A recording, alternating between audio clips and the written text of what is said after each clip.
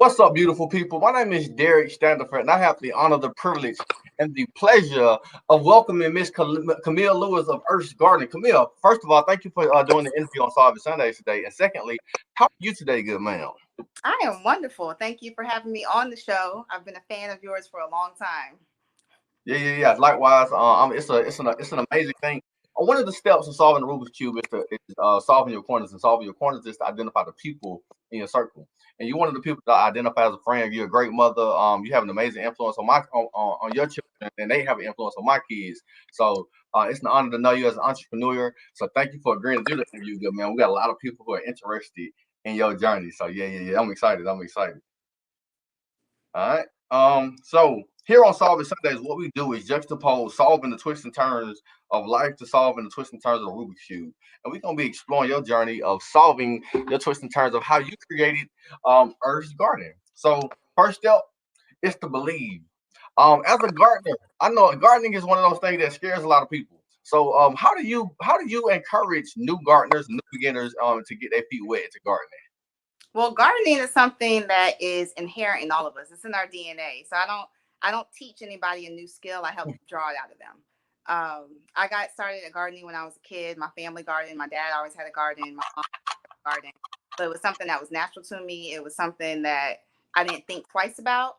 And when I became an adult and I realized that that wasn't everybody's norm, I felt obligated to share what I know. Mm. Mm.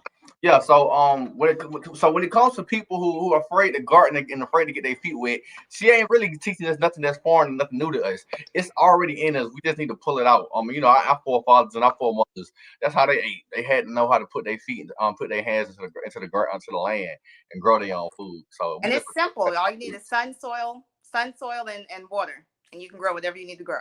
It's very sun, soil, and water. That's all you need. Sun. I thought you were going to say sun, soil, and seeds, and we were going to call it three S's. We But do need seeds too. That was a given. All right. So after you believe in yourself, the second step of solving the Rubik's cube, the second step of solving life, is to solve your cross. Now, solving your cross means to identify your why. So, Camille, why are you an advocate of gardening? Why do people need to return back to the ground and get their hands back into the dirt and grow their own food? The objective is always to empower people. When you are able to take a tiny seed, put it in some dirt, and produce something that you can sustain yourself with, or your family with, or your community with, it does something to your mentality. It switches how you think about life and how you think about growth and how you think about miracles. So the objective is to teach that miracle to people. We should always have the ability to feed ourselves. It's an essential skill. It's a basic skill. And most importantly, it's the skill we need to teach our children. So in order Mm. for us to teach our children, the next generation, we first have to master it. That's crazy. You said that we have to teach our children that skill of gardening. Ayana, she was gardening and pulling some stuff out of your garden, and she was like, "Daddy, it tastes so good." And I think you told me this too. But when kids have a hand in growing their own food, it encourages them to eat their vegetables. So I grew this, so let me eat it as well. It probably tastes good. And they're excited to eat it. And they just how she was like, I grew up, I ate a pea. Like they want to show the world, they want to show their parents, like not only did I grow this, but I picked it and it's good. And that's actually one of the ways I got my children to eat vegetables. Their first time eating broccoli was out in the garden. First time eating a raw carrot, out the garden. A lot of their first was out the garden. They love salad, but only because they are able to grow it, pick it, wash it, and say, I made this salad and eat it. Dopeness at its finest. So after we believe in ourselves, after we solve our cross, that brings us to step number three of solving Rubik's cube, and step number three of solving life, which is to fill in your corners.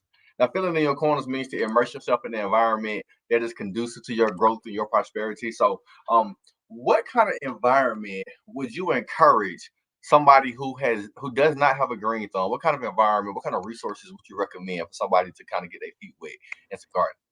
So first, everybody has a green thumb. It's in us. It just has to be brought out of us. Well, I'm gonna get that message across. So for those who want to, surround themselves with information, social media is a great place to start. There's a ton of gardening groups right here on Facebook. There's gardening blogs. There's books. Soulfire Farm has a book, and there's programs out there. There's community gardens that you can take advantage of in your neighborhood. And I mean, even just going to a gardening store, if you just want to learn and talk to somebody, if you go to a gardening store and choose any associate and say, hey, I want to start a garden. I want to know about a plant. What can you tell me? And that's Mhm. one way to learn. Or connecting with people such as myself. I'm very open. Who are into gardening. And most my perspective and my experience is most gardeners and farmers are anxious and excited to share the knowledge that they have with somebody. Yeah, yeah. I noticed that a lot of, because you kind of branded yourself as the go-to garden. A lot of people, I mean, your content on your social media page is A1 quality. You kind of branded yourself as the go-to gardener, and people come to you with questions. And I see you post a lot of blogs and post a lot of information, a lot of content about the right seasons to grow. What kind of almanacs to look at to tell you what plants to grow at what season and stuff. That stuff is important. I know Dr. Denard was telling me that when you grow kale and spinach and collard greens in the winter cold, it gives it this sweetness to it. So, Hmm. mm, And there's so many tips and trade and everything. My father always told us this growing up, and he still says it now. Gardening is just an experiment. Like all it is an experiment. Like see what you can grow, see how it tastes. If you grow it over here, if you grow it over there, if you add this or add that, or don't do this and don't do that, and you can't really make a mistake or mess up a garden. All you can do is learn, and it's mm, a lifelong learning process. yes, ma'am. Yes, ma'am. All right. So, step number four of solving the Rubik's cube. Step number four of solving life is to take it to the next level. Now you can see on the cube, taking it to the next level is solving the second row. But in life, taking it to the next level is continuing to grow, continuing to get better, because always evolving into a better version of yourself. So, how have you evolved? Like what from where you started from where, and I know your parents are gardeners. They got a great thumb. From where you started to where you are now, how do you grow and how do you develop and how do you encourage other people to grow and develop as a gardener? So there was a saying, and we were actually having this conversation yesterday, and we were talking about Ubuntu. So I am because we are, Mm, and my teachers. I wouldn't call myself an expert. I'm just somebody who's been gardening for a little while, so I may know a little bit more than you do, but I wouldn't call myself an expert. But I've surrounded myself and I've interacted with farmers, local farmers in Tallahassee. So Smarter Than Nature is a great resource. I've gone out to their farm, pre-COVID, and I would help out at the farm. Stella Barnhart with Seed Time Harvest was another great resource. She introduced me to a lot of concepts and ideas surrounding farming. And then even there's a farm, Kiana, out in Monticello. They have a farm. So it's just me taking the time, taking the initiative. Like you said, Dr. Denard, always dropping gems, but seeing the people around me who are doing it and going to those people and say, hey, I want to do what you do. I want to learn what you know. mm. And, like I said, people are more than welcome to share the knowledge. Hey, I agree. I wholeheartedly appreciate that method. We need to redevelop the art of apprenticeship. There's something beautiful about finding somebody who know what they're doing, they're skilled at it, they're talented at it, and get them to show you the ropes. It saves you a lot of time, saves you a lot of energy. They give you that. They give you that wisdom that you can't really get in books. They tell you, if you meet your soil with this, you'll get this. You'll get a bigger produce from this. They know these little tips and stuff. So, yeah, yeah, They yeah. know from experience. And when you get the experience, you'll know. And the idea is that the experience and the knowledge keeps passing on, through our lineages and through our generations. Yep, and it's good that you got your babies, you got your seeds. Early King, they are always in the garden, and it's great that they at an early age, anything happens, they know how to grow some food, they know how to they know how to feed themselves, and that's a skill.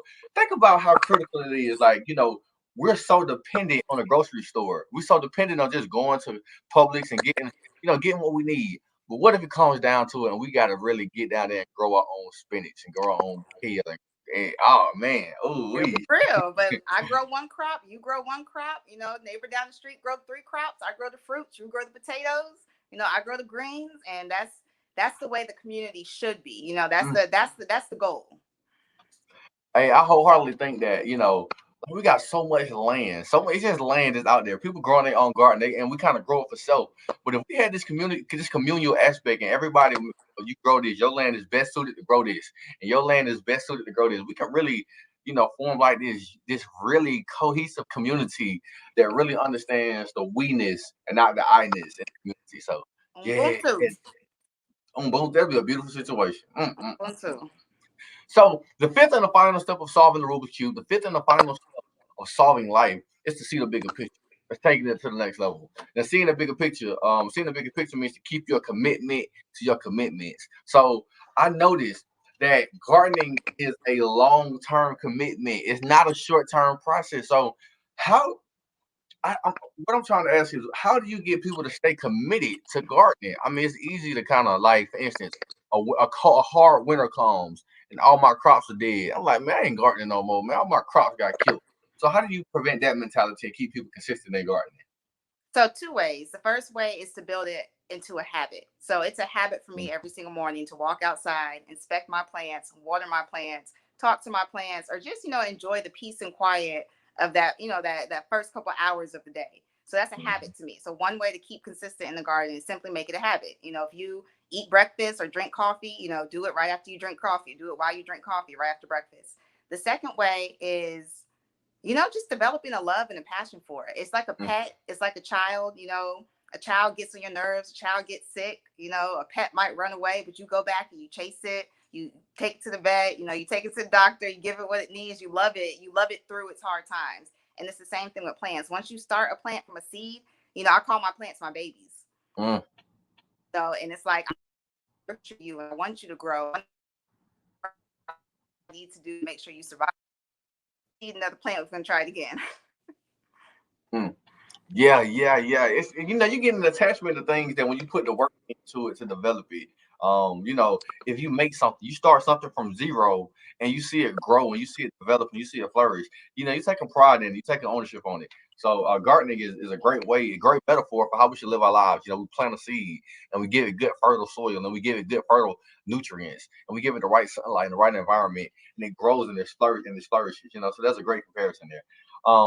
Y'all, Camille Lewis is definitely a beast in our community, a beast in her own right, a pillar in our community. I think a